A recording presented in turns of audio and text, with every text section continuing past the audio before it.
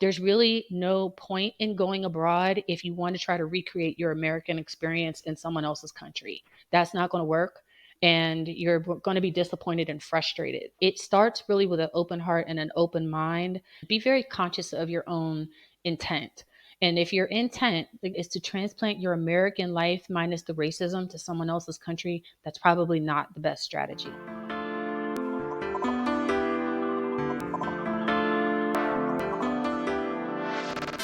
Hi everyone, welcome back to Flourish in the Foreign, a podcast that aims to elevate and affirm the voices and the stories of Black women living and thriving abroad. Why? Because we do this.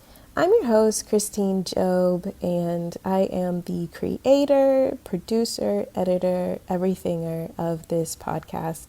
Welcome to our new listeners. Thank you so much for coming.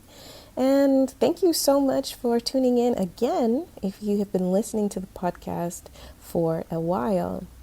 As many of you know, Flourish in the Foreign is crafted by me lovingly every single week, and this process is a labor of love, but labor nonetheless. And because podcasting is not free, it takes time, money, and resources to produce this wonderful show for you. I'm asking you all to please consider supporting the show. You can support the show in two basic ways. One is monetary and the other is non-monetary. The monetary ways to support this show is becoming a subscriber to the podcast Patreon page. You can go to www.patreon.com/flourishforeign. And I'm actually going to be doing something really cool, which is when we get to 10 Patreon subscribers, I will be dropping a second episode that week for all of the listeners. If you haven't become a Patreon subscriber, definitely consider becoming one now. And also, I'm going to be starting the live Q&As with our podcast guests fairly soon.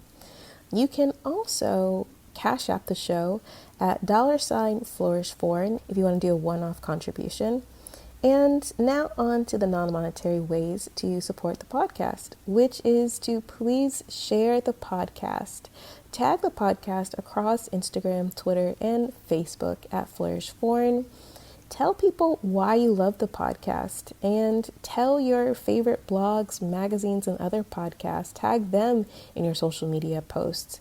And also, go ahead and review the show and give the show a 5-star rating on Apple Podcasts and leave a review.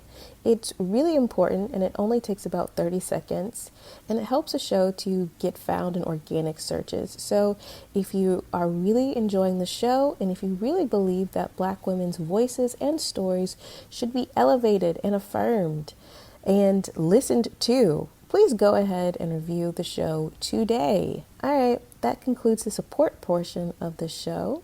On to our next story. Today's story, we have Barbara, and Barbara is an incredible woman with such an interesting story. I'm going to let her tell you all about it. I'm Barbara Robinson Cole. I'm 51 years old and I live in Madaba, Jordan. I was born and raised in Pittsburgh, Pennsylvania, and I joined the Navy when I was 17. My first duty station outside the continental U.S. was Honolulu, Hawaii. When I was a kid, I had a really interesting childhood in Pittsburgh. It's a pretty blue-collar, working-class town, but my family operated a daycare center in our home. And our primary clientele were international students from the University of Pittsburgh. My childhood friends were the kids in the daycare center that were from all over the world. And they came to us with their culture and their language and their clothes and their food. And I had this early exposure to the concept that the world was much bigger than Pittsburgh. There was a part of me that thought if those kids and their families could come to Pittsburgh, that someday I would like to go there to wherever there was that they were from. I think that was my early exposure to the idea that you can go places. Living in Pittsburgh, I was surrounded by great friends and family, but mostly people that never left. And there was a guy on our street who was about a year or two older than me, and he left for the Navy, and he stayed in touch by writing these letters and sending pictures. And he sent me a picture inside a letter of himself, and he was an ordinary guy, lived down the street. He was just a neighborhood guy, one of us.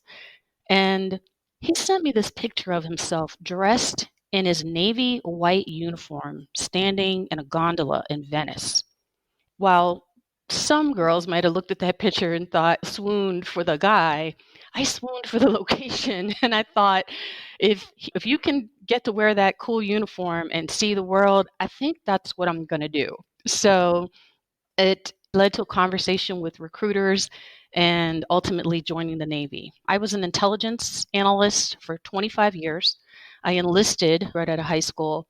At mid-career, I picked up a scholarship to college, went off to college, and then was commissioned as an officer and finished out the second half of my career as an officer until I retired. I asked Barbara to tell me about her journey to Jordan.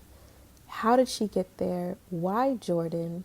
What was a 2-year process to move to Jordan. I was actually dating someone who was a fellow Navy retiree, and he shared with me that he just had this desire to live outside the US again. And it really resonated with me because it was something that I had wanted to do for a long time. And life just kind of got in the way. He got a job offer to move to Jordan. And he asked me what I thought. And of course, I thought, that's amazing and you should absolutely go. And he did.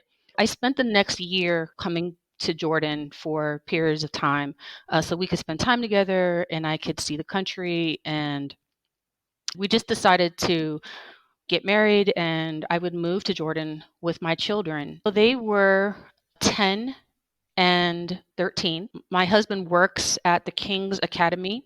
The King of Jordan actually attended boarding school in the US and about 13 years ago decided that he wanted to replicate the international boarding school experience that he had in Massachusetts. And so he created his own academy here in Jordan.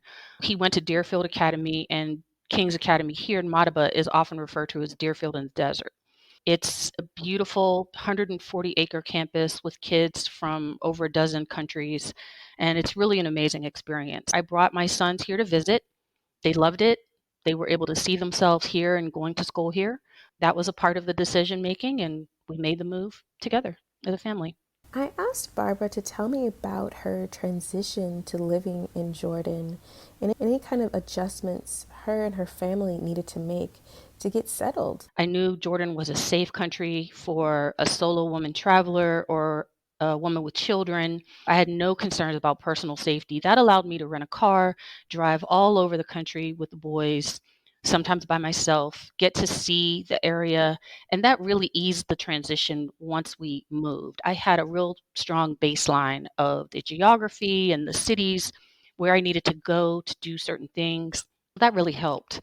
Some of the adjustments were Jordan is in the desert, but it gets all 4 seasons. It's cold in the winter.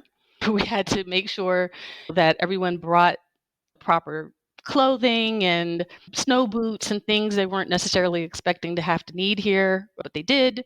Probably our biggest adjustment to moving to Jordan was the language. Although English is widely spoken, as with any visiting or moving to any country, it's really important, I think, for everyone to get a basic understanding of the language.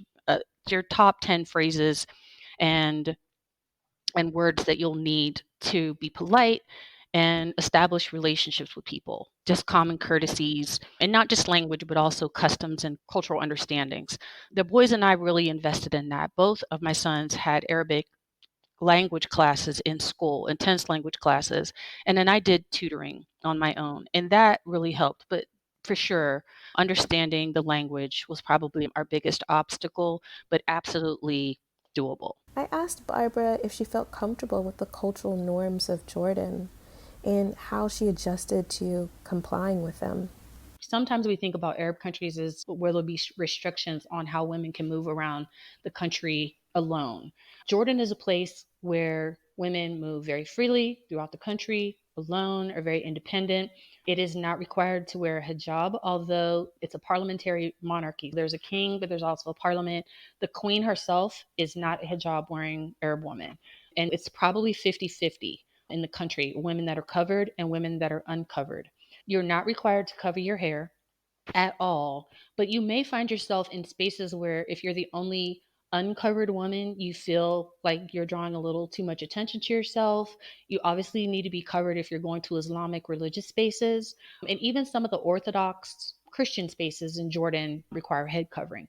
Just keep a scarf in your purse, in your car, and be prepared to just put it on to be respectful of the local culture. There's even a mall that we love to go to that is really popular with locals and the local Islamic community, but not much tourists. So most of the women that are there are covered for whatever reason. And when I go to that mall, I cover. But absolutely be bold in seeing the country. When I came here last year with my sons, we drove up to see the Roman ruins of Jerash. They're well preserved Roman ruins that are just incredible to see. We hired a tour guide. He wasn't an official tour guide. There are a bunch of guys just hanging around that solicit themselves to you as tour guides. I like to do that because it gives you more flexibility. The ruins closed. We had an extra hour with this guy because he knew all the police, and we just stayed behind. And there were other unofficial tour guides doing the same thing. And we had this amazing experience touring the ruins with this guy. And well, when it was done, he had such a good time with us. And Jordanian hospitality is unmatched in the region. It's what they're known for. At the end of the tour, he said, "Okay, now we go to my house. You can meet my mother and we can have tea." He called his mother, and we said, "Oh, no, we have to get going." And he said, "No, no, no, we have to do it." They have this aggressive form of hospitality. And because I had spent time here before, I knew that that was their reputation. And we went. We went to this guy's house who we had never met before the tour. We met his mom, his dad, his uncle, who had been a singer in old Jordan, and he sang for us, all of his siblings, nieces, nephews, and we're still in touch with that guy. These are the types of experiences that you have to be open to so that you can get the full flavor of Jordan or any place where you're going. But see the country, breathe it in, have the experiences, meet the local people, make local friends, and just do all the things. I asked Barbara to describe the cost of living in Jordan. The cost of living in Jordan, it fluctuates widely depending on where you live. In the city of Amman, which is the capital of Jordan, it has a comparable cost of living to the East Coast of the United States. Rent is a little bit lower than you would probably pay in the DC area where I lived last. Food is a lot less expensive. Groceries are a lot less expensive, but clothing and small appliances, things from a store that you would compare to like a Walmart or a Target or something like that, tend to be more expensive here than they are in the United States. And it's really odd.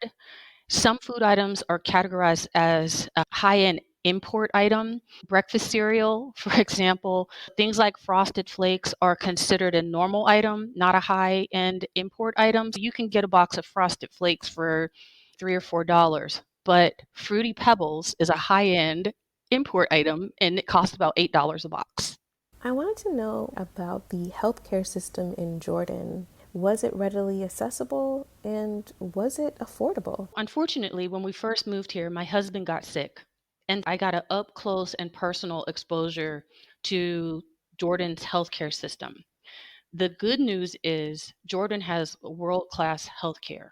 And I was blown away by the quality of care, the attentiveness of the staff, just everything from beginning to end that he received during hospitalization and after. It was really amazing. And I learned in that process that Jordan actually is a medical destination for the Middle East region. People travel to Jordan specifically for healthcare, both required healthcare and optional healthcare, like cosmetic surgery or cosmetic dentistry.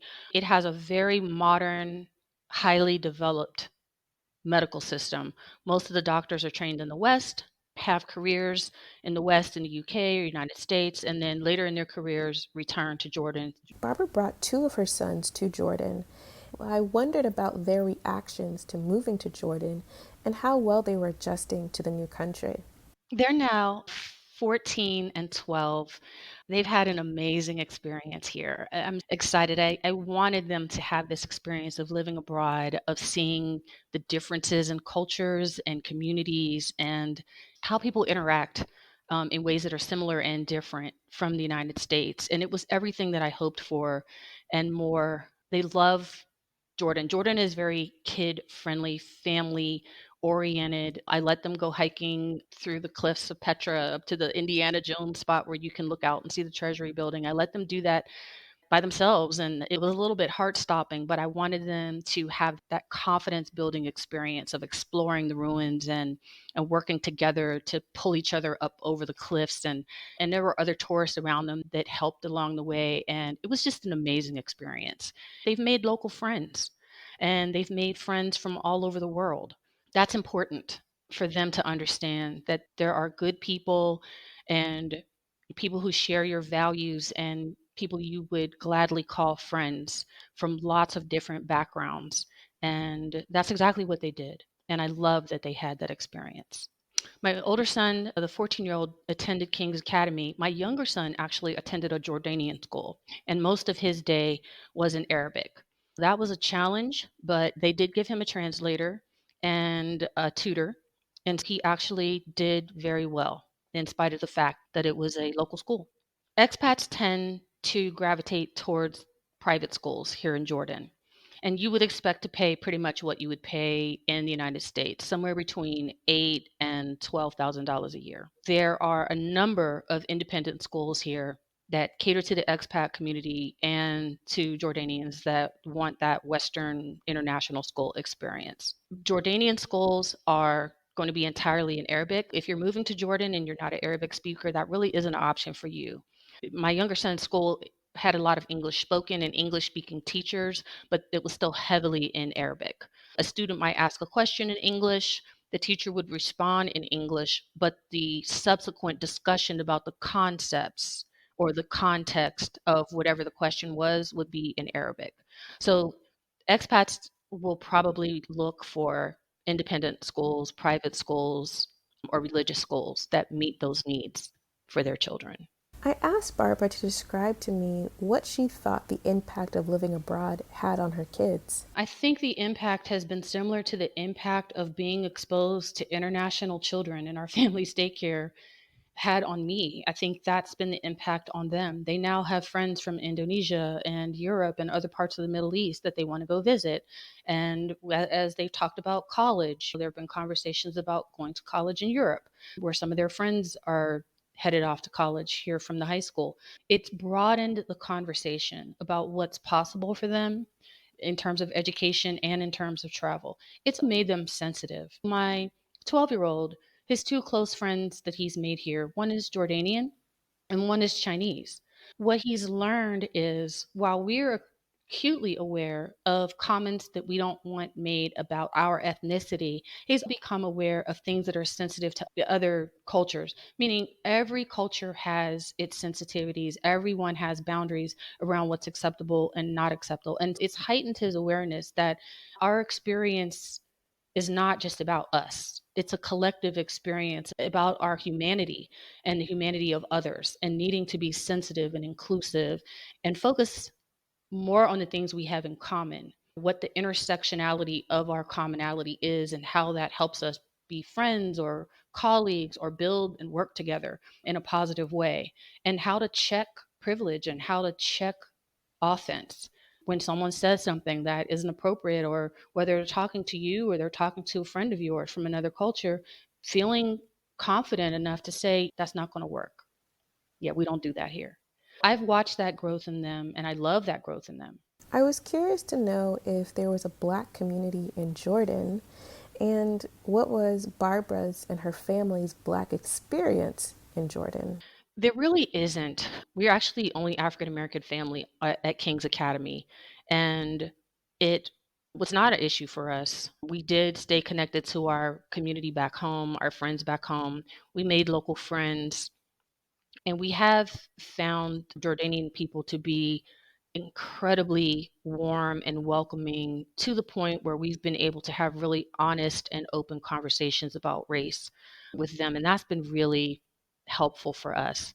But there is not necessarily a thriving Black community here in Jordan per se. If that's something that's really important for people that are looking for places to expat to, Jordan would be a challenging place to identify that in. I just posted a funny story about being here in Jordan with my sons. We went to a McDonald's and there were some Arab ladies next to us at the table and they were speaking in Arabic and they were trying to figure out where we were from. They couldn't hear everything we were saying, but they were trying to figure out where we might be from in the world. And my son overheard them. And for whatever reason, their conversation turned a little bit ugly and disrespectful in his words. And so he turned to them in Arabic and he said, "Hello, aunties, why are you using these ugly words? It's haram. Like, it's not nice." And they were shocked that he said that in Arabic. And it was kind of a petty moment, but it gave me such joy to be able to surprise people with how you've adapted to their culture and their language and their place. There have been so many of those types of moments. I wanted to know if Jordanian politics affected Barbara and her family while living in the country, and if so, how so? Americans are often thought of as wanting to be treated with American exceptionalism. That's not going to happen in Jordan. People trust their government. There's some disputes over labor, and there are protests about increasing teacher wages. But the pandemic specifically showed us that people respect and trust the government because the government has a people first mentality, and its policies and its actions are very much that way. We benefited from the mentality and the actions of that government, but not because we were expats, just because that's how the government responded to the needs of all of the people that were affected. I also wanted to know if Barbara felt that the politics of the United States still affected her and her family even while they were abroad. They affect us because we stayed connected to the conversations. With the death of George Floyd and the ensuing protests and riots and elevated discussion about police brutality, it's given us an opportunity to continue the conversation with our sons here at home, but expand that conversation to include our friends here in Jordan. We have family meetings with our family back home on Zoom where we talk about the issues that everyone's concerned about, participating in protests, staying safe, being heard, how we can support local politics back home. And we're still connected. We're still Americans, we're still African Americans, and we'll always be connected to the politics back home. I asked Barbara to tell me about the Jordanian response to COVID-19 and her impressions of the response. Jordan actually, for a really small country in the Middle East, has gotten a lot of positive international attention for its handling of COVID. Its health minister, it's the Jordanian Dr. Fauci, if you will, he has become something of a local rock star. He led the initiatives to lock down the country very, very early, earlier than Europe, earlier than the West. He followed what was happening in China very closely and led the decision making on locking down Jordan very early in the pandemic. Since early March, the campus was on a full lockdown. You could not leave the campus of the school, and no, it was nobody in or out. And most of the country was locked down. People were restricted to home isolation. One of the things the government did right away is they knew that one of the things that would make people most uncomfortable about home quarantine is food insecurity. They took the local city buses, they disinfected them and turned them into mobile supermarkets. And they filled them up with produce and fresh bread. This is a fresh food culture. People shop almost daily. They don't stockpile like we tend to do in the West.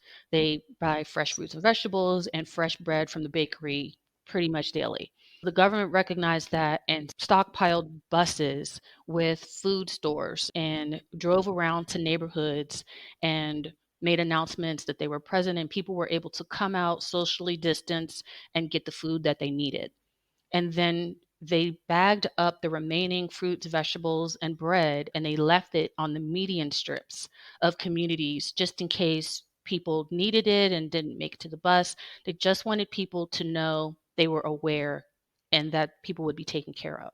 And I thought that was incredible, which is really mind blowing to me because sometimes we have this disconnect between people in power and people in elite positions of what the real day to day needs are of the average citizen. And to see senior leadership immediately identify what the needs would be of the common Jordanian person and family and respond to that so quickly was, I thought it was remarkable. Well, as a result, Jordan has right now still less than 1,000 cases, and it's had less than a dozen deaths due to COVID. Now, some of that can be attributed to limited testing because one of the reasons why they locked down so aggressively and so early was because Jordan has something around 3 million refugees from neighboring countries, and its health minister recognized they could not afford for all of these people to get sick. They began to very strategically use their testing resources to close the borders and test at the borders and test in refugee facilities. And anywhere where there was a reported case, they shut down that city or that community within the city and did widespread testing to identify any hotspots. It was really strategic on their part to utilize limited resources in the most effective way possible, and it worked. Barbara is a business owner, and I was really curious to learn more about her business going global with Barbara and how she managed it in Jordan. I started going global with Barbara and put together tours and travel programs for youth organizations, for individuals and adult groups that just needed someone to map it out for them and hold their hand for a trip that would help them have that international experience that they envisioned for themselves. I just believe in the power of travel to broaden our horizons and our perspectives and even see our own lives, ourselves, and our home countries better by gaining this broader perspective. I wanted to provide opportunities for as many young people and even adults who are reluctant travelers or fearful travelers to have this experience. Sometimes we just need someone to show us the way. I have two children here with me in Jordan, but I actually have four sons altogether. My older two sons are in college and in the States. And I began traveling with all of the kids very early on because I wanted them to have a global perspective on themselves and on life. And I want that for all of our children. So I have two locations that I'm focusing on right now. One, I have a highlights of the Heshemite Kingdom tour, and I also have a group trip for Paris. Paris is what I call my heartbeat city, just the vibe, the energy, the food, the friends that I've made there. For lots of people that want to go to Europe, Paris is just an ideal location. But the tour is unique. It's not just about seeing the Eiffel Tower, it is specifically structured and designed with African American youth and adults in mind. You will take the Black History Tour with Entree to Black Paris. You will visit the places where Richard Wright and James Baldwin lived and worked, and Josephine Baker. You will come to have a greater understanding through this tour of the connection, this symbiotic relationship that has been in existence for generations between African Americans and the city of Paris.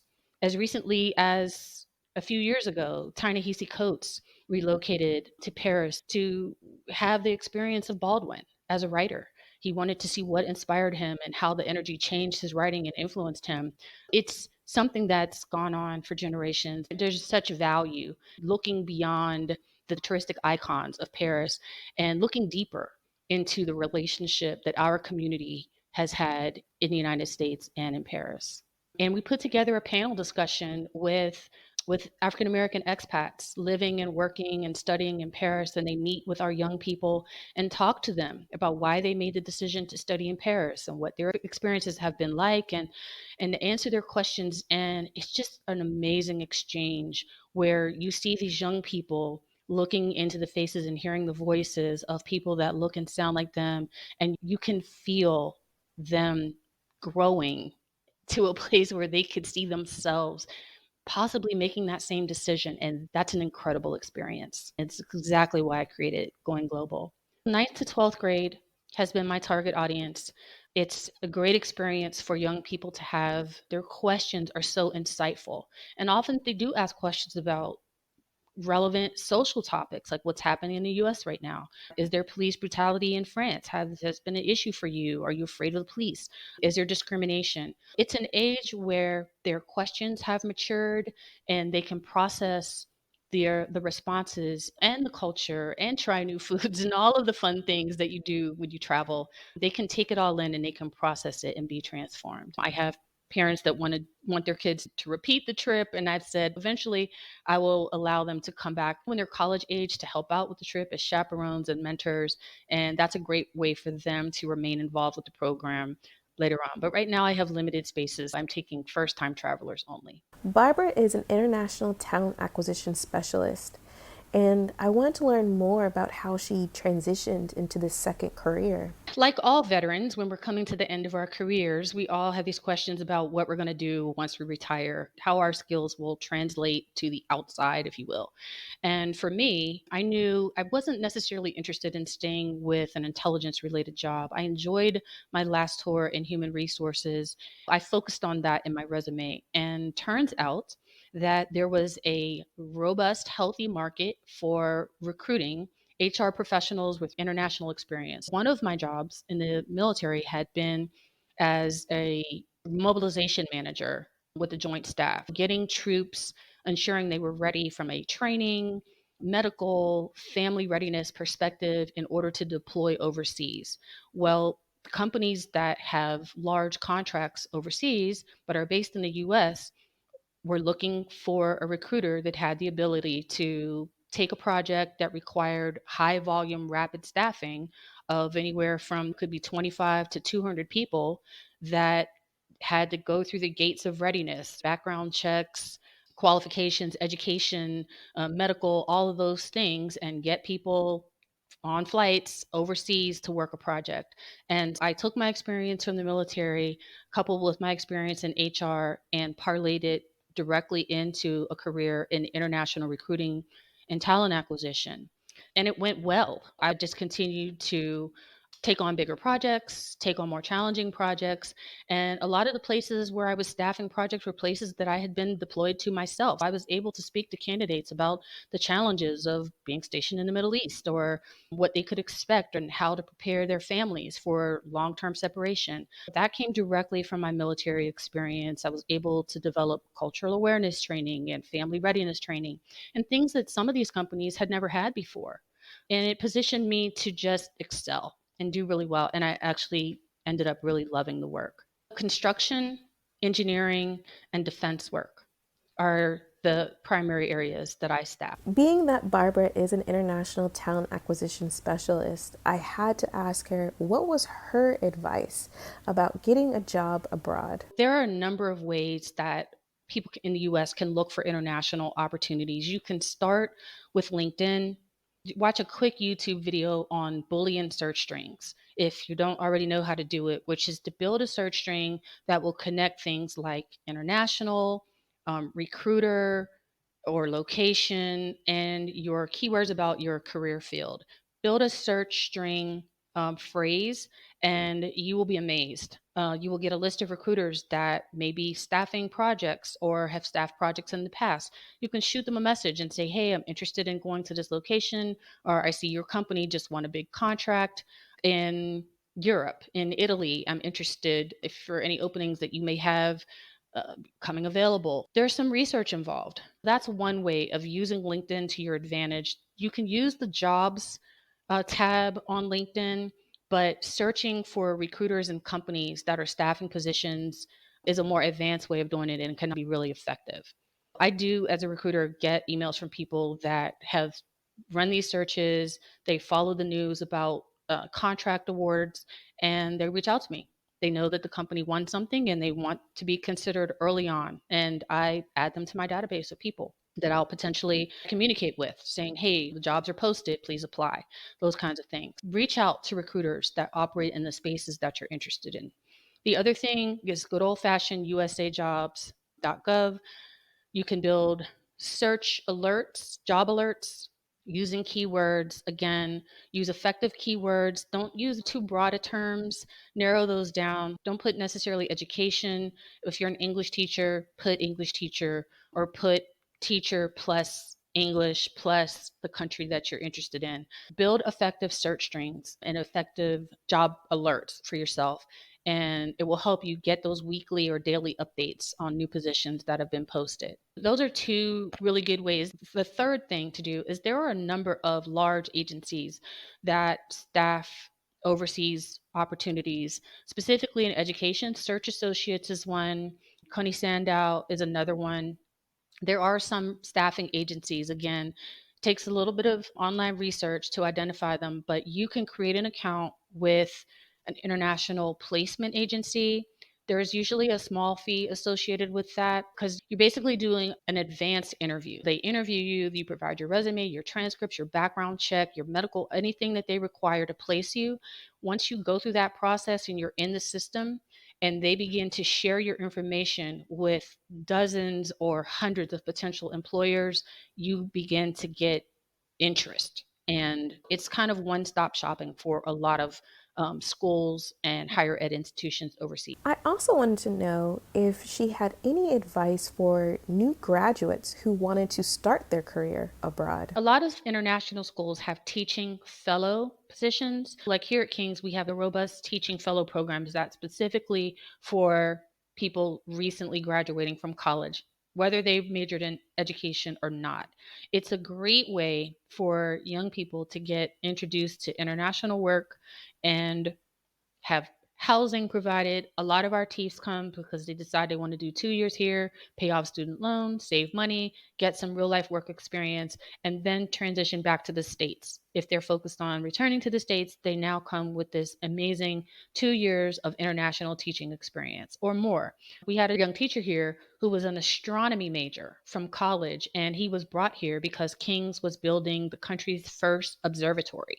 And that was his project. He taught astronomy, but he also helped design and implement the observatory here at the campus. For recently out of college graduates, look for teaching fellow programs or international internship programs that are looking to attract expat students into the local job force, into the local school staff in order to bring that the Western education experience and perspective into their classrooms, companies, and organizations. My conversation with Barbara was so great, and she really provided some insightful advice for women who are thinking about going abroad. I would say just do it. So many of us women live the early phases of our life for other people. We, whether we're mothers or we're or married or single, we wake up and realize that we've been working according to someone else's narrative, what field we're working in, how we're living, where we're living. There just comes this time, this moment where you just have to ask yourself, is this what I really want to do? And is this where I really want to be? And if the answer is no, then begin to dig deeper and figure out what that looks like for you. What could that look like? Would you consider teaching? What would you consider doing? Would you consider volunteering? I've known women in their 50s that joined the Peace Corps. I think that's amazing. And that might not be where you end up being for the next 10 years, but it might be that hard left turn out of your life and out of your narrative that you need in order to put some daylight between how you lived in the United States and where you're going to live and how you're going to live going forward. Be bold in choosing to do something completely different. Put some safeguards in place for yourself financially, emotionally, but encourage yourself and feel empowered to get out there, find other women that have done something similar.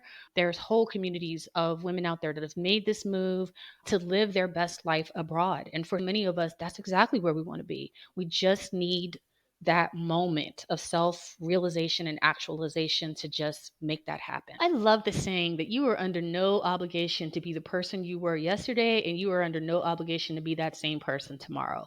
Like sometimes being a nomad is about where you live, and sometimes it's about what you do and how you do it.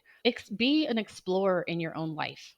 Try something new. If it doesn't fit, it doesn't work for you, and certainly if it makes you unhappy or brings you stress or anxiety in a way that you're not loving, let that go and move on to the next thing. It's okay.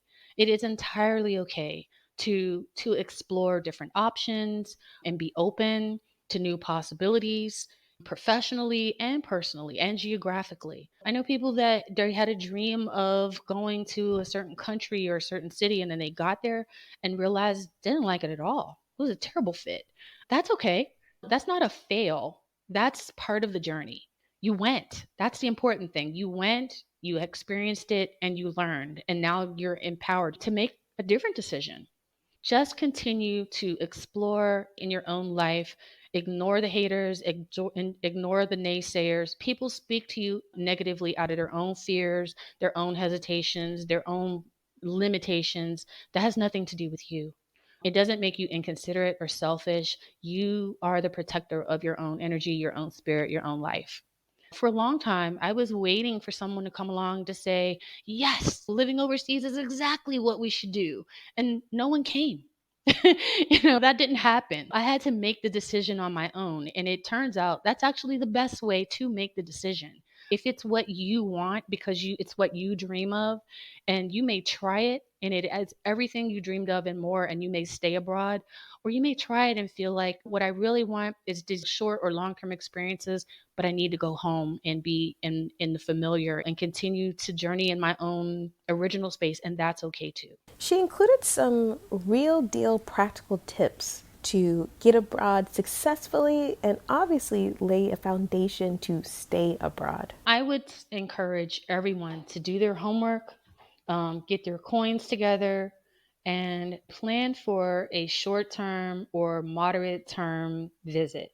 3 months is a really nice amount of time if you spend the time wisely. You can get a tourist visa, get a long 3 month rental of an apartment, and if you stay in a major city, you won't need a car. If you want to stay somewhere more rural, you can do a long term car rental. Find out if they have Uber, like get your transportation plan together, and then just go and immerse yourself in that place. Know what the customs are, know what to expect, reach out through these wonderful expat communities we have now for people of color on Facebook, for Black people specifically on Facebook, that people that are planning to move abroad have been abroad recently or long term. We're all out here and we're now more visible than ever.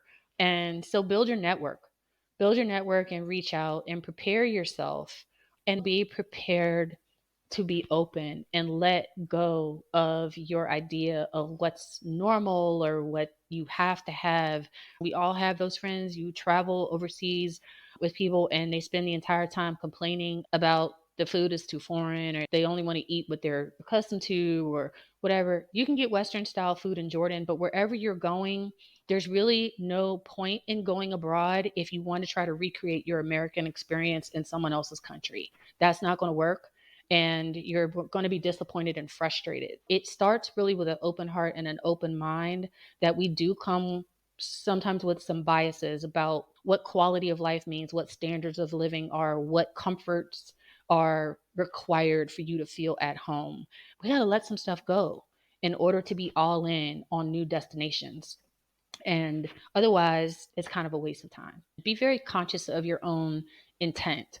And if your intent is to transplant your American life minus the racism to someone else's country, that's probably not the best strategy. Do your homework about what's wonderful, what makes Jordan or wherever you want to go wonderful, and be all in on embracing that.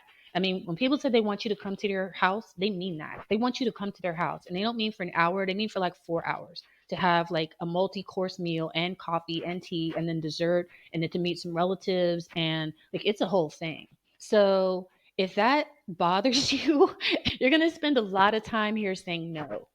And then what we find is some people that for Jordan, that's not a good fit. They say no to the invitations. And then they're saying, hey, I feel so isolated here. Do you have any suggestions for making more friends? Well, say yes, accept some of these invitations. It won't hurt you to be inconvenienced or made uncomfortable in a different type of social setting. People will invite you to their home that don't speak English. They'll have a child or a cousin or a neighbor that speaks some English or a lot of English. come and act as the translator. You could end up spending all afternoon with people that you don't even speak the language with. We've done that. And it's not the same as getting together with your friends and family back home, but don't look at it through that filter. Look at it and appreciate it for what it is. And ask someone, hey, I got an invitation to someone's house. Is it typical to take something? Should I take a baked good or a covered dish or some fruit? Would I offend them or would they appreciate that? Like, get feedback from people that you meet, that you're connected to, that helped you with the transition, and you can be a gracious guest.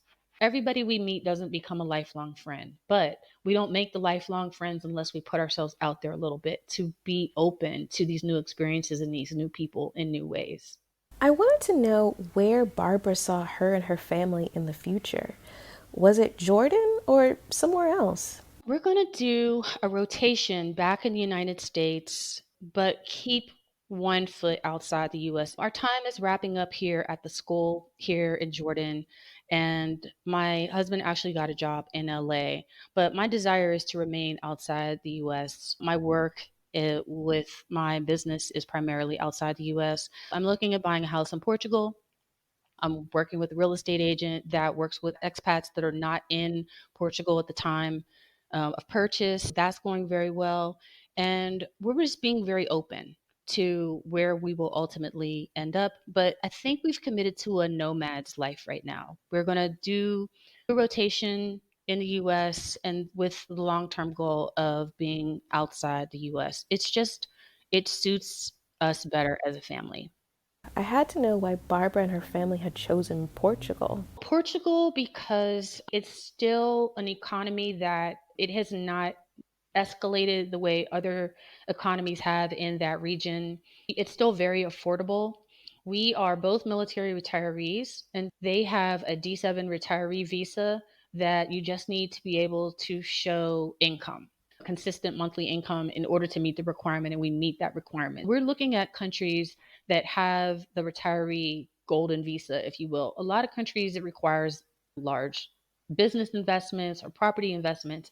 Some countries like Portugal and Panama don't require that at all. You just have to show that you have consistent income and you're not going to be a burden to the local government services and economies.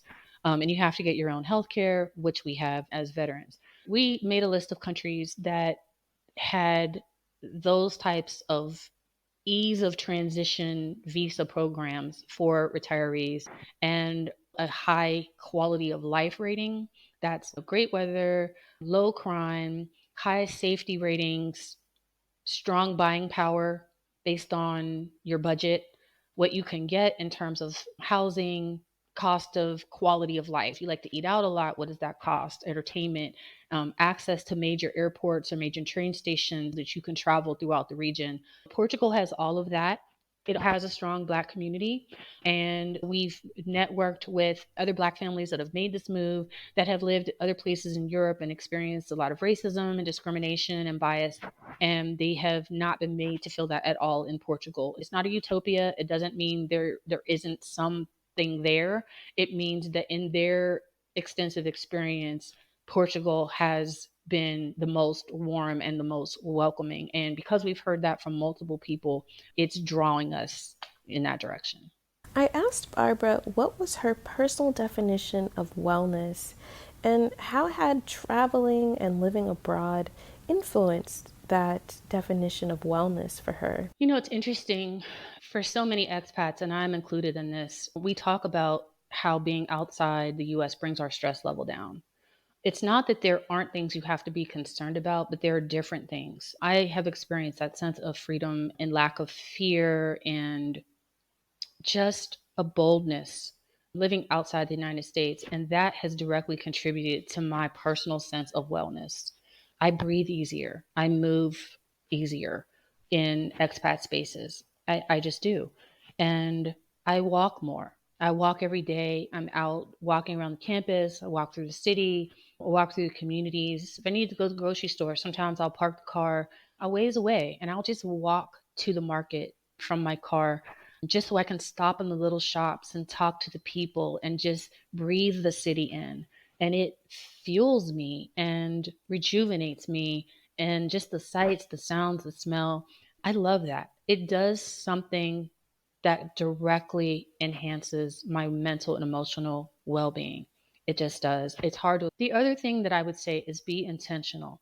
If you've struggled with any type of depression, anxiety, anything, check into the local mental health community. Mental health is a huge medical market in Jordan. You can find therapists, you can find counselors for children, for teenagers, for adults. There's marriage and family counseling. They believe in it. You can find someone to talk to if you need to continue whatever therapy regimen you had in the States, or you want to start something new to support your transition. Absolutely reach out and do that.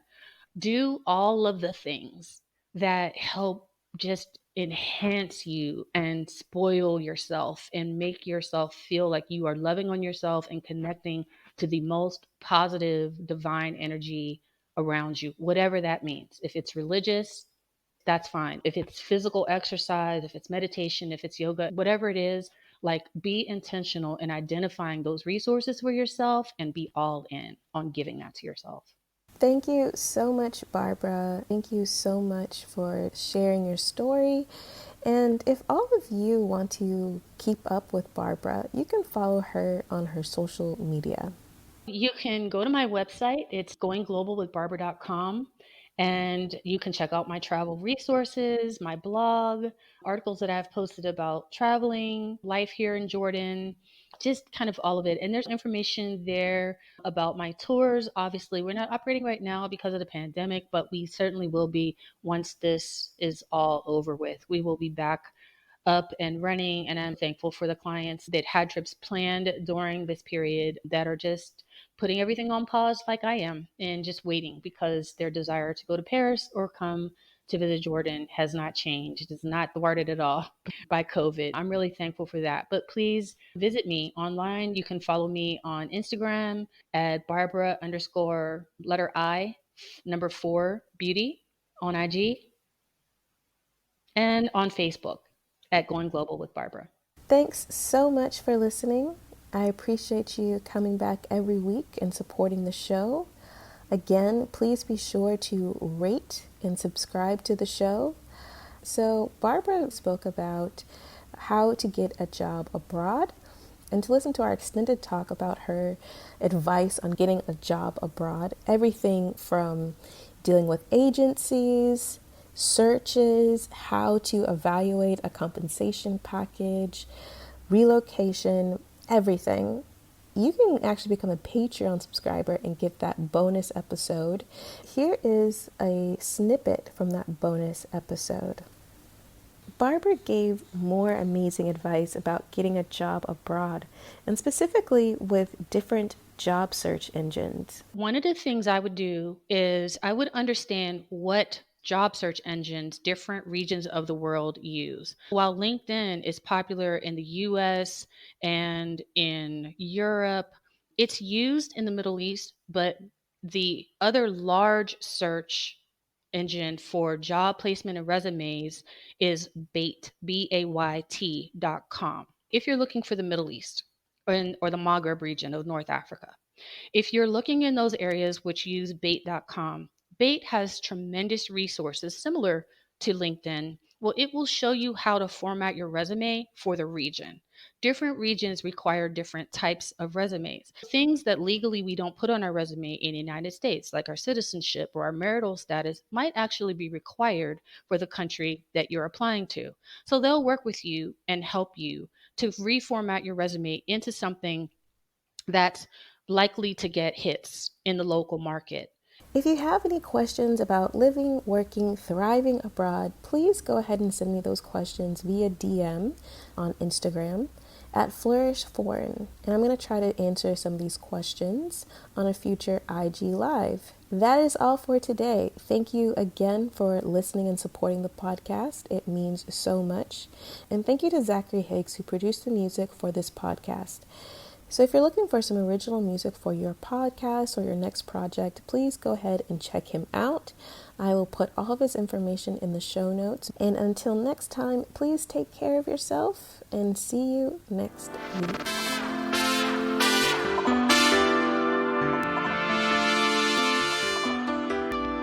On the next episode of Flourish in the Foreign, I started in the French Pyrenees and I ended up on the coast of the Atlantic Ocean. So you walk across the country. At that moment, I just knew that all things were possible. I knew all things were possible. I knew that I was capable of anything. It wasn't going to be easy, and it wasn't going to be romantic, and it wasn't going to be without some growing pains. But I developed a confidence in that moment that I could do anything. And I could be anywhere. I had learned to live this quite minimalist lifestyle because I'm carrying everything that I need on my back. And so after I walked the Camino, I was like, I can do anything in the world. And I like Spain. And I think I'm going to move to Spain.